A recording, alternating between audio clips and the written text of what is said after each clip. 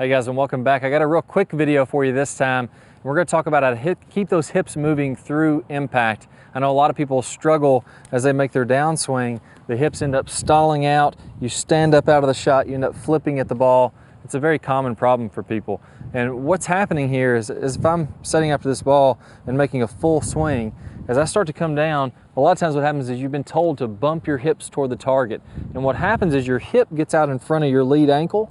So we have lead ankle, my hip socket is in front of that, and my shoulder is back, and now my hip socket and the bones in my hip socket are just grinding in there, and everything stalls out. I can't really rotate as I'm coming through here, and I'll end up standing up out of the shot to try to generate some power and speed and get the club head moving through contact. So in this video, we're going to talk about alignments and talking about a feel of how you can rotate these hips.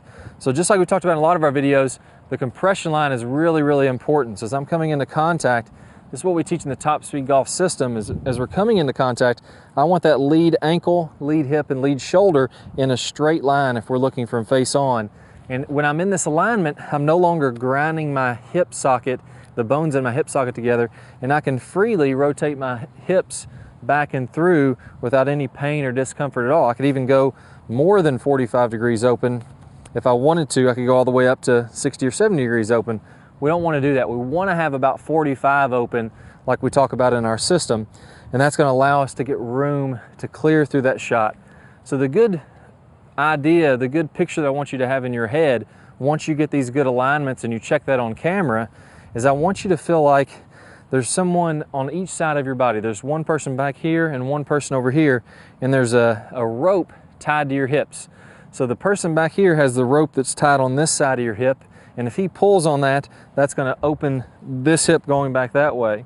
I want to imagine the person on this side of your body has a rope tied on this side of the hip, and he's going to be pulling it, and it's going to pull your right hip forward in that direction. So when that works together in my downswing, as I'm about halfway down, and I'm really feeling like I'm loading into the left side of my body, I don't want to shift too far forward, and then I want to imagine those guys with the ropes pulling on them to allow my hips to rotate all the way on through. And then I'm going to come all the way on through to a good full finish as I'm coming on around.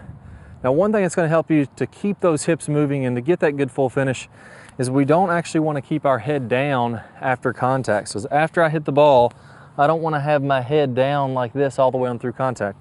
As soon as I make contact with the ball, I want my head to raise on up, and now you can see in my finish, my belt buckle is all the way through the target, and my shoulders are actually pointing over to the left, and that allows me to keep on rotating all the way through the shot. Let me demonstrate this.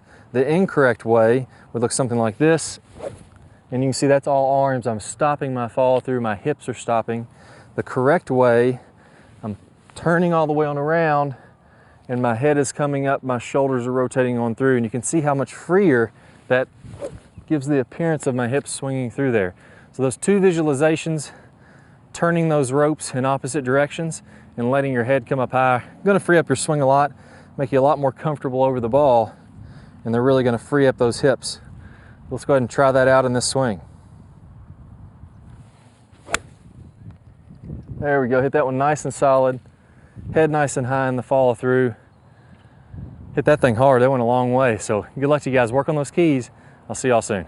All right guys, so I hope y'all really enjoyed this video. If you did, go ahead and click the like button now. That really helps us to grow the channel, to get more popular, and to be able to create some more content for you guys.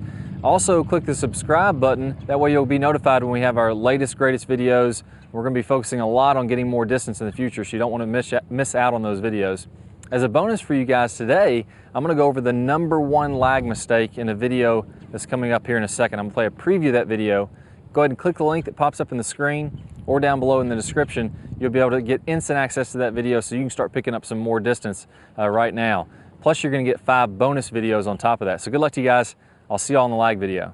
Hi guys, and welcome back. I'm Ballard, and in today's video, we're gonna talk about one of the absolute worst drills for creating lag. It's a very common drill that I see.